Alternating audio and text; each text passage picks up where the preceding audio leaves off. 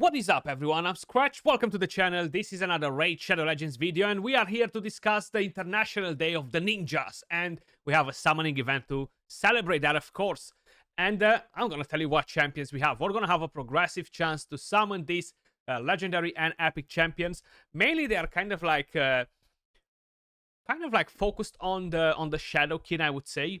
Even though they're not ninjas in there, they're more samurais and stuff, but yeah, you get me. Like, what do I know? What do I know? On Tuesday, December 5th, they're planning to launch a progressive chance event, giving you at least a 15x chance to summon the champions of your choice from the selected pool from Ancient, Primal, Sacred, and Void shards, okay? Before that, let me just tell you about my experience with a progressive chance. I got lucky, okay? Friday, I was recording my video. I had 8 Sacred shards in total, and I was like, you know what?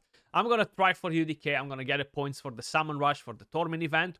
And the first Sacred Shard I opened was UDK. Now, my PC froze my entire video and was on one image, okay? Not even the raid on this, not even raid on the screen. So I couldn't use that video, unfortunately. But it would have been the perfect title, okay? Now, let me just tell you what champions we have in this event, you know? It wasn't meant to be for me. This is going to be a one-slot champion, similar with what we had during the weekend. And I do prefer this over 10x 100 times more. I know there's still whale events, because to get to the 25x, you need to summon 3 legendaries before you hit that one. But I wish we would have had something like this 1 or 2 years ago, when I was trying to get specific champions and I was getting 4, 5, 6 different legendaries and not the 10x one. This would have been something, something good then, you know?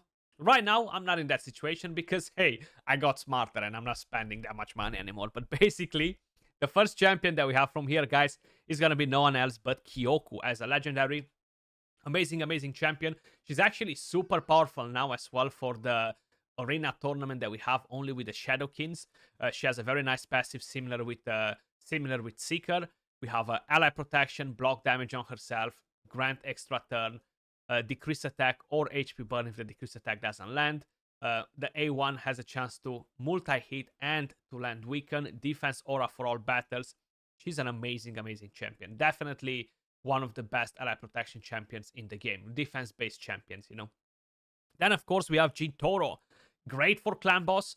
Other than that, I don't really think he's amazing anywhere else. You know, like single target skills, not really giving him that much of a value, but he's not bad. He's not a bad champion. I'm just saying that out of the clan boss, he's a specialist for clan boss. I don't really see what I could do with him, except that and use him in faction wars, where you could use pretty much most of the champions that you have from that specific faction. But in the clan boss, in the right team, my god, when he's using this skill, guys, he's going crazy. He can do so much damage, okay? Manipulates a bit the turn meter.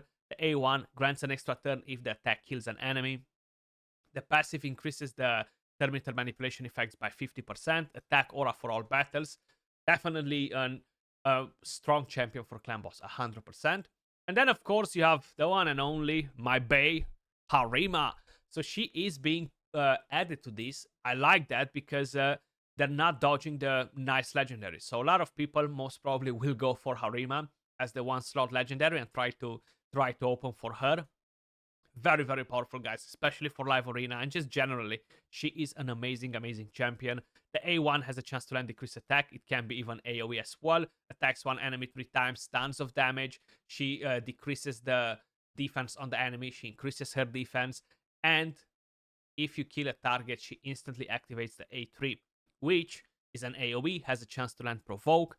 This cannot be resisted if the champions are from the demon spawns. She cannot weak hit against champions from the demon spawns, and all the demon spawn champions will weak hit against her. Plus, she reduces the enemy ignore defense effects by 50%. Resistance aura for all battles. One of the best live arena damage dealers in the entire game, okay? Definitely top 3 in my opinion. Then, moving over to the Void ones, guys. The Void ones. We do have some Void ones. And funny enough, even though it's a ninja day, we don't have the one that I'm looking for. Okay? Let me just put it there. So the first one is gonna be Suzanne. I would love a Suzanne as well. Speed aura for arena battles. The A1 has a chance to put block active skills on an enemy. The A2 targets one of your allies. If they're under ship, basically it removes the ship. If they're not under ship, will give them increased attack, increased crit rate, increased crit damage, and will make them take the turn instantly. Not extra turn. Will activate their turn, basically. And they corrected the text after we pointed that out, which is good. Then fills the turn meter of all allies, increases the speed on all allies, also decreases the turn meter of all enemies, and decreases their speed as well on a 4-turn cooldown. The passive is nice, extra accuracy the more speed you have on her. So yeah, she's very, very strong, especially for the Tranda Yumeko teams in Hydra, very strong for Arena. So generally, all around, she's a nice champion. Then, of course, moving to the epic champions, guys. The epic champions that we have on will be no one else but Toragi the Frog, one of the best epics from this faction. You have poisons, you have provoke, you have a bit of shield, you have ally protection, resistance aura. Definitely a pretty nice champion, 100%. Very useful for clan boss, useful for faction wars, useful for quite a bit of content, actually.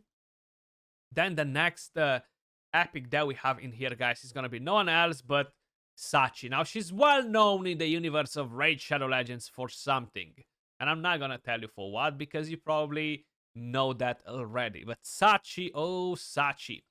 So Sachi right here, guys, she can deal a bit of damage. She doesn't deal insane damage. She does have a AoE A1, which is nice. Awesome on a stun set, decreased accuracy. The A2 attacks an enemy, places decreased crit rate and leech on the enemy. The A3 increase attack on all allies, then attacks one enemy, fills the turn meter of all allies if the attack is critical, and the passive revives a random ally if you kill an enemy, basically. And has a chance to place a fear on all enemies when an ally is revived. So she's actually a pretty interesting epic. I don't really find her extremely powerful. Initially, when they added a faction, she had more value, but since they've added so many epics in this faction, and quite a few of them are overall better, you know. Then moving over to the Void epic, of course, there's only one on the list, and that's no one else but Gembo the Dishonored. Similar multipliers with Foley. How I mentioned a long time ago, he was a Swift parry killer for Platinum Arena when they released him. He had a hard time dealing with the very tanky teams with Ursaga and stuff, but he still did a pretty good job all around. The A1 has a chance to steal the increased attack from the enemy. The A2 decreases the duration of all buffs by 1 turn.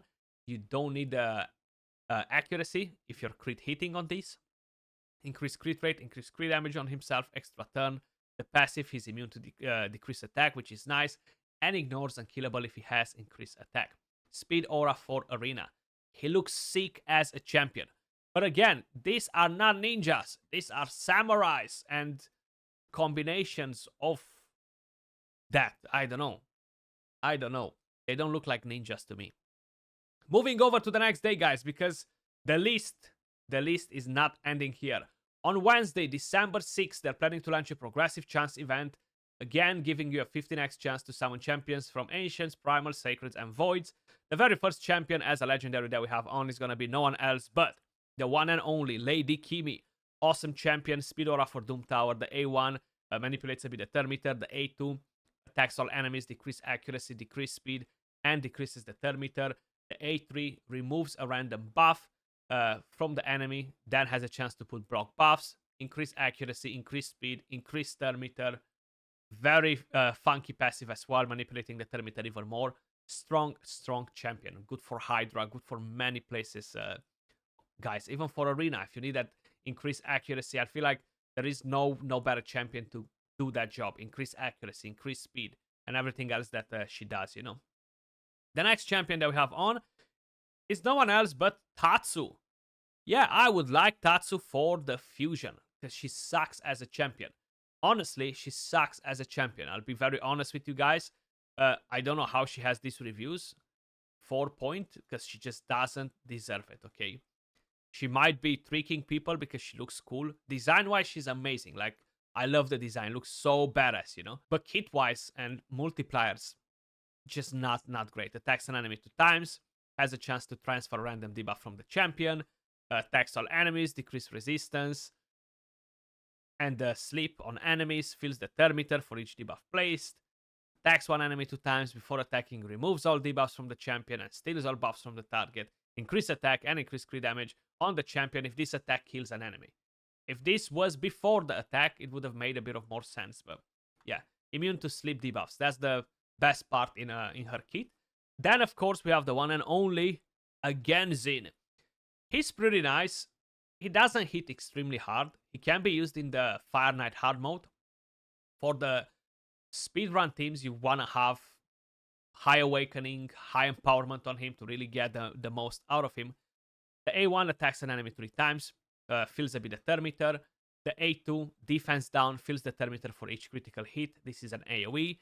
The A3 single target, doesn't hit hard at all. Ignores unkillable shield and a few other things. But what's nice about the champion is that he can rotate his skills very, very fast, you know. And yeah, interesting passive as well. Pretty decent champion, honestly. He's not bad. He's not bad. He's kind of like in the middle, you know, in my opinion. But he's pretty unique for this faction. So, and he looks awesome. He looks awesome as a champion. Then in terms of epics, guys, sorry, we do have Burangiri. Now, I showcased Burangiri ages ago that he can solo the Bommel, and he can do it all the way to maximum. He has the right stats, everything that he needs. It's all about the passive, similar with Lady Annabelle, for example, you know. Heals this champion by 50% of their max HP whenever an ally or an enemy dies. You have Strengthen, a bit of shield on your team, a chance to stun, the A1 a chance to provoke. Pretty good for faction wars with that. Then you have the one and only Kotatsu. And I'm just not seeing him. There we go. Pretty interesting champion as well. Leech, decrease attack. Not 100% chance, unfortunately. And you have increased defense and continuous heal. This is a very nice skill. And the passive, he's immune to crowd control debuffs. Defense aura for all battles. He can be used clan boss and some other scenarios. Definitely not a bad champion. And then as voids, of course, you have Oboro. She looks awesome as well as a champion. Love the design. The A1 can become AoE if you're hitting a target that has multiple debuffs and you have a chance to land defense down. The A2 attacks an enemy 2 times. And she has a chance to transfer the debuffs or to steal the buffs from the target if you have Veil or Perfect Veil. Then places increased crit rate, increased crit damage on the champion, and a Perfect Veil if the attack is critical. The passive puts revive on that whenever she receives Veil or Perfect Veil. And you have an attack aura for dungeons. So she's definitely not a bad epic champion. She can be used in Hydra as a mischief target, can be used in faction wars as a good damage dealer, and to hide her from the boss on stage 21 as well. Overall, a pretty good champion with good multipliers. I used to use this champion in my Hydra teams in the very first month when Hydra got released. She used to rock it, okay? She used to be amazing. That's what we have as a progressive summoning chance for this CVC, guys. Of course, we do have a CVC coming. That's why we have the summoning events. This time around with personal rewards. Let me know if you're tempted by any of these champions. And if you summoned on any of these progressive chances, how was your experience so far? My very first experience was dope. I pulled the first shard, got a champion, of course. The rest of the 7 sacreds were not that great, but was still a decent experience. Appreciate all of you guys watching, and I'll catch you all in the next video. Peace.